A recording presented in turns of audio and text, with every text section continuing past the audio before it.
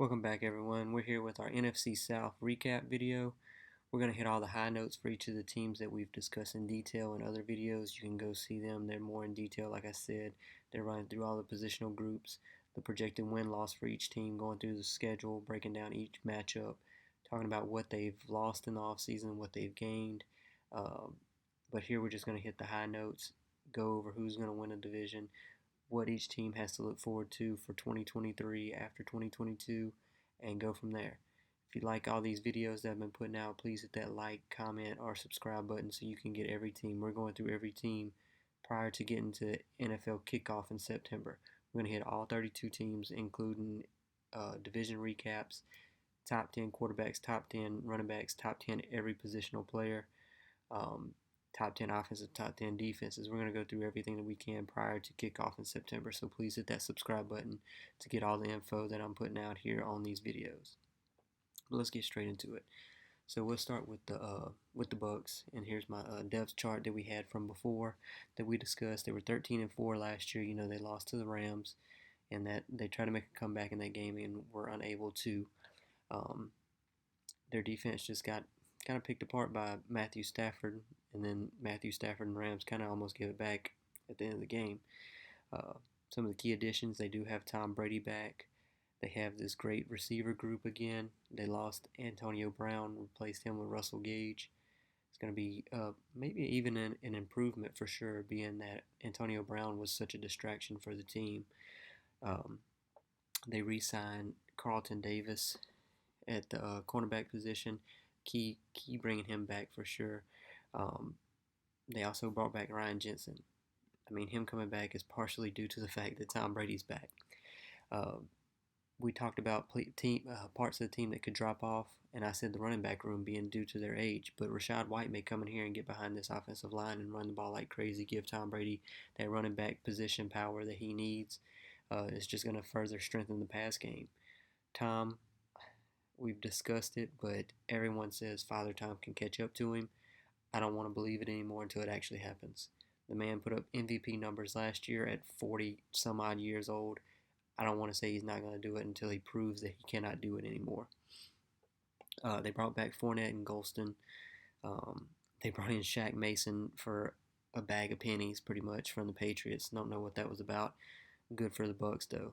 They also brought in Akeem Nicks the day I recorded this video, which was huge for them. I mean, got him on a one-year deal for, I think it was $10 million. He's worth way more than that. So huge bringing him in. All that said, you know, their strengths are still their O-line. They have Tom Brady. They have this wide receiver group with Chris Godwin and Mike Evans. Either one of them could be a top 10, top 5 receiver if playing on a separate team, but putting them together, they're just going to have to share the ball. So put them with Tom Brady. The offense looks great. The defense still looks at least top 10. They have a ton of household names. They did lose Jordan Whitehead, the safety, to the Jets, and they replaced him with Logan Ryan. So a little bit of a drop-off there, but I mean, they have so much around them. They drafted Logan Hall in the second round, who could have been a first-round pick. I mean, they lost a few things, but I mean, not much. I mean, Ali Marpet, they did lose him, their guard, but I mean, the offensive line still looks solid for sure. We talked about their schedule, and I mean, after breaking it down, this team is still, I think they're going to be leaps and bounds above the rest of the NFC South, and they're going to come out and try to prove that week in and week out. So I had them going 12-5 this year. And I mean, a lot of that's going to be based on the defense. I mean, the offense, I think, is going to put up numbers every week. They're going to be great. Nothing's going to be surprising. But the defense, they do have great players. But can Logan Hall show up as a rookie? Can Akeem Hicks, he still got something left in the tank? I mean, the linebacker position still looks good. But I think it's going to come down to the secondary for sure. They brought in a little more depth with Keanu Neal, but their secondary is going to have to make up for what they're lacking. The front seven is definitely going to take care of what they have going on, but the back end of that defense is going to have to make up. The Bucs just have too many players within their team. They could be top 5 or top 10 players. They do have some weak spots, but I don't think it's enough for them to fall behind in this division. Falcons don't have a quarterback. Saints don't have a quarterback. Panthers don't have a quarterback. Not right now, maybe in a few years, but not this year. So with that said, I don't know how they can't run away with the division for sure. So when we'll get next, we'll get into the Falcons.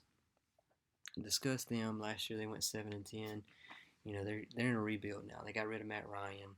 They released Dante Fowler. Calvin Ridley's out to the year due to his gambling addiction, or whatever you want to call it. Everybody gambles, but he got caught, I guess. Um, Deion Jones will be out soon, if not already out. They didn't have much to lose from this team. They weren't that good last year. Um, the highlights of this team is that they have probably the biggest receivers in the league. Pair that with Kyle Pitts, one of the best tight ends, is only in his second year. We could see some great stuff from this offense. It's potential. Delaney Walker had his best years whenever he was playing with Mariota. So as long as Mariota's the starting quarterback, Kyle Pitts could be racking up the numbers for sure. The offensive line is nothing to write home about for sure.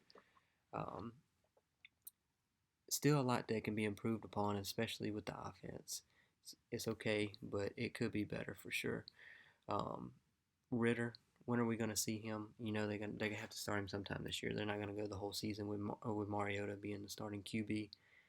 So Ritter's going to get in there. He has the athleticism, he has the processing. It's just he has the accuracy issue. How much of that's going to be an issue once he gets to the NFL? Hopefully it doesn't translate over. They did bring back Cordell Patterson on a 2-year contract they could get out of after 1 year. He had one of his greatest seasons, but he's older, especially being a quote-unquote running back. So they draft the kid out of BYU. Expect him to get some run for sure. Brought back, they have Grady Jarrett. They signed him to that big extension. So they're trying to rebuild the culture by having someone they can depend upon day in, day out with Grady Jarrett. That front four is nothing great at all, especially looking at this depth chart. Another standout that they got was Troy Anderson in the second round. He was the super freak athletic, had the highest RAS score in the combine. Basically, he was more athletic than every other player at the linebacker position in the draft.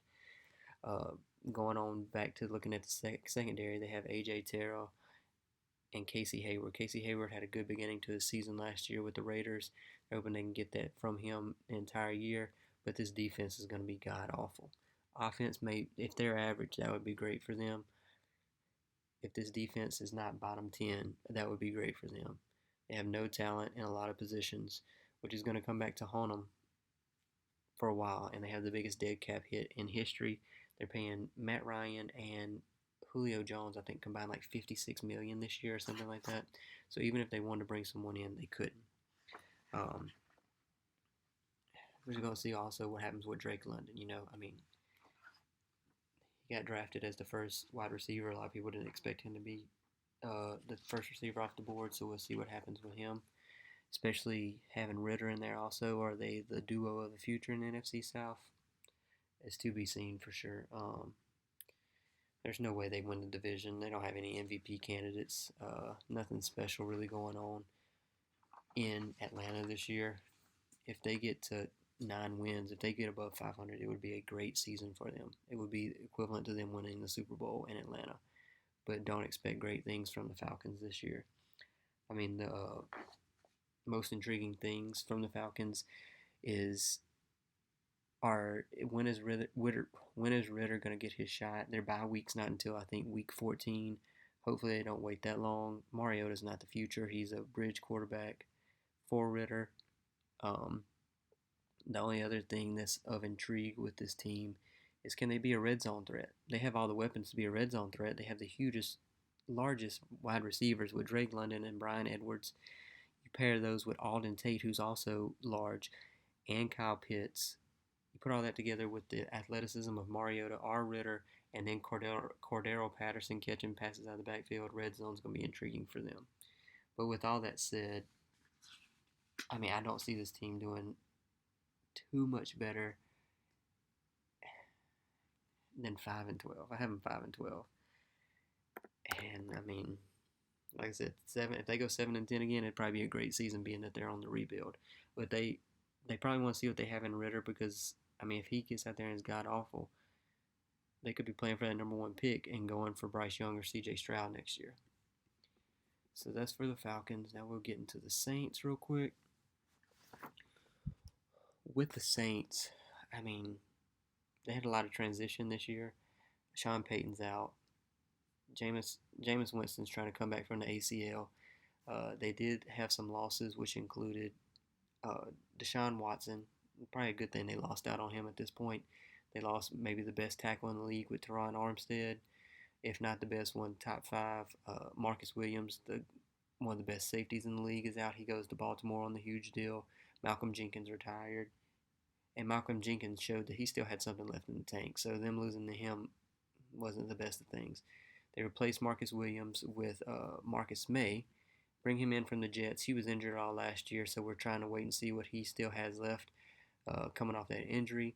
They do bring in Tyrann Mathieu, who is a package deal with Daniel Sorensen. Can't get away from him.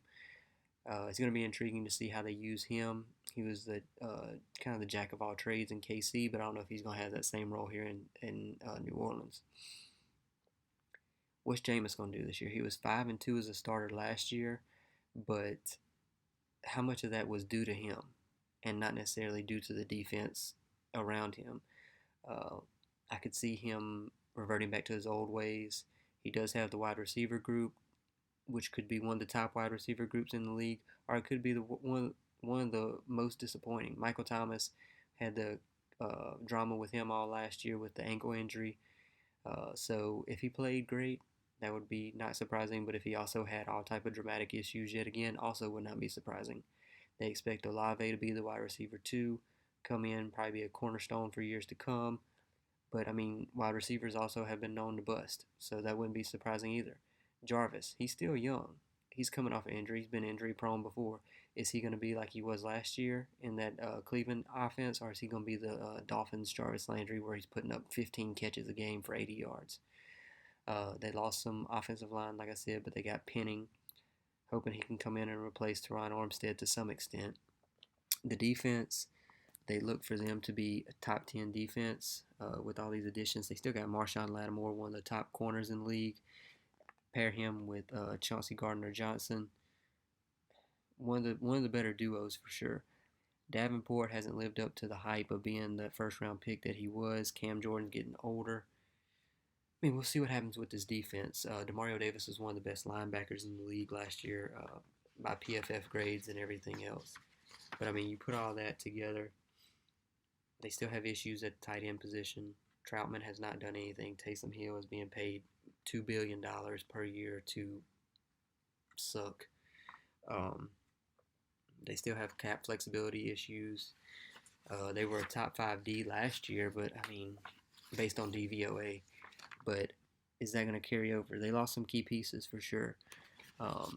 Dennis Allen, how much is he going to have as far as a hand in this defense, going from D coordinator to head coach? I still think he'll have a lot, but I feel like they have a lot of pieces that have changed, especially in that secondary, and continuity can be an issue. So we'll see what happens with the Saints. With all that said, I have them going 7. I believe it's 7-10 this year. Double check my numbers. Yeah, 7-10. They have a very easy schedule early in the season. It's Panthers, Falcons. No, it's Falcon in the first five weeks. They have the Falcons, the Panthers, the Vikings, and the Seahawks. They could get 4 wins right there, and they're going to need to because their schedule just drops off tremendously, getting extremely, extremely rougher thereafter. And I mean, so the most intriguing things for me with this team is, does Jameis do anything to make this team get to the playoffs, or does he revert back to his 40 interception ways of Tampa Bay? He tended to do that whenever he had weapons. He didn't have weapons to throw to last year. Maybe that's why he didn't force anything, but it wouldn't surprise me if he reverted back to that this year. And also, again, does the defense continue to be great, or a top 10 defense, which is what they will have to be to have a chance at the playoffs? So we'll see what happens. I have them going 7-10, so that leaves us with the Panthers. Panthers were the last team we broke down in detail.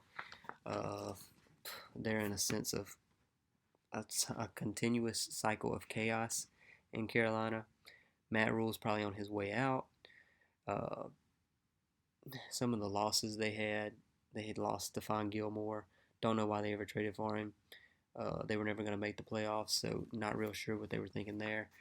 They lost J.C. Horn in the middle of the year. You know, he had the broken foot, I believe, which was one he was looking great prior to the injury. Um, it's a loss that they still have Sam Darnold. He was either last or next to last in EPA success percentage and yards per attempt last year as far as qualifying quarterbacks. Uh, they had no draft picks basically this year. They took Ike Ikwanu in the first round and then didn't draft again until they took Matt Corral in the late 90s or early 100s, whatever it was, in the third round. Looking at this offense, nothing stands out besides DJ Moore and Christian McCaffrey. DJ Moore is great. He's going to get you 1,000 yards regardless of who's throwing him the ball. McCaffrey could be great if he could stay healthy, but that's to be determined. But then you look at the tight end position. Tommy Tremble's your number one, and he had 10 catches for 180 last year. Not what you want for your number one. Offensive line improves though. They still have Taylor Moton. They brought in the guard from the Rams, and they also brought in Bozeman from the Ravens. So they do improve there along with Ike Ikwanu. But this receiver group, I mean, I don't know what they're going to do, especially with the quarterback, unless Matt Corral comes in. I hope he comes in and wins the training camp, gets the starting job in training camp, just ends the Sam Darnold debacle. Get that over with, get Corral the reps.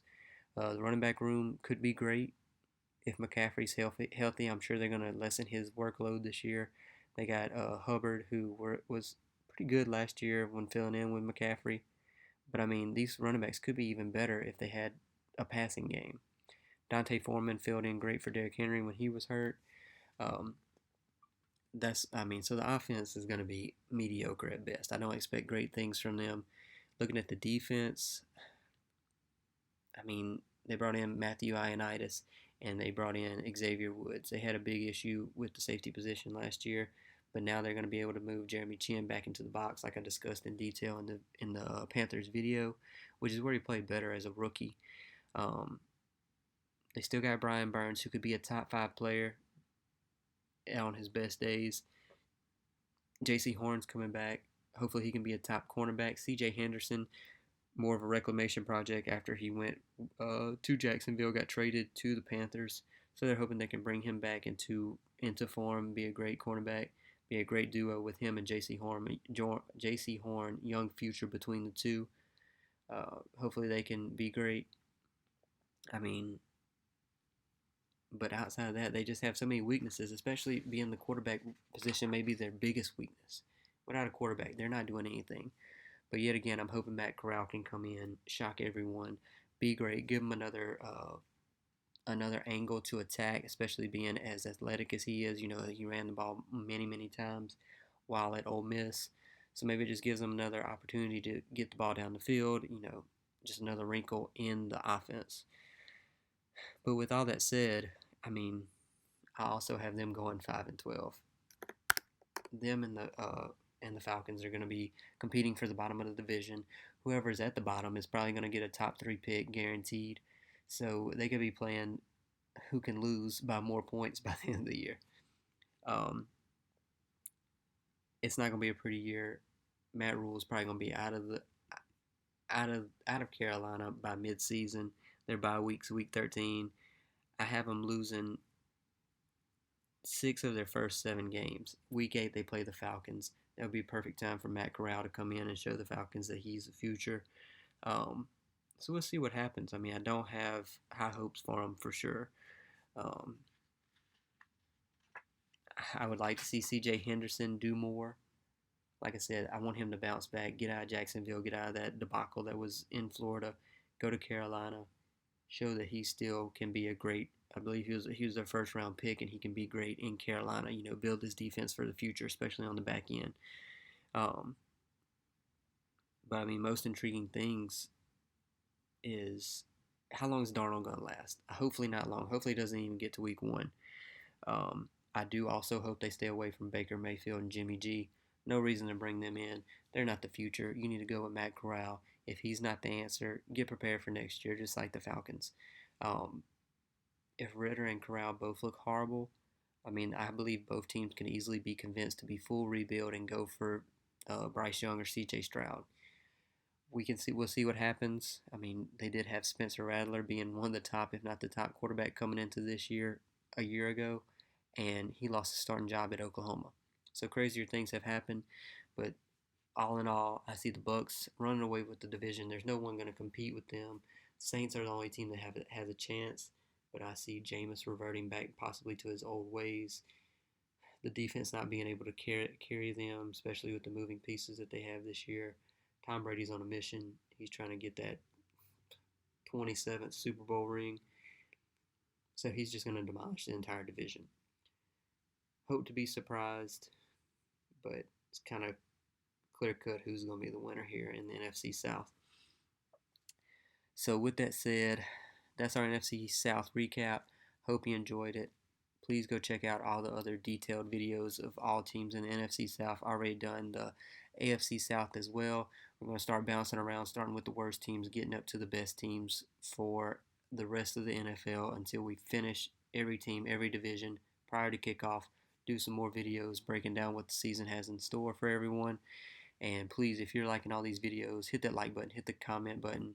Please, please, please hit that subscribe button. I'll greatly appreciate it. And I'll catch you on the next one.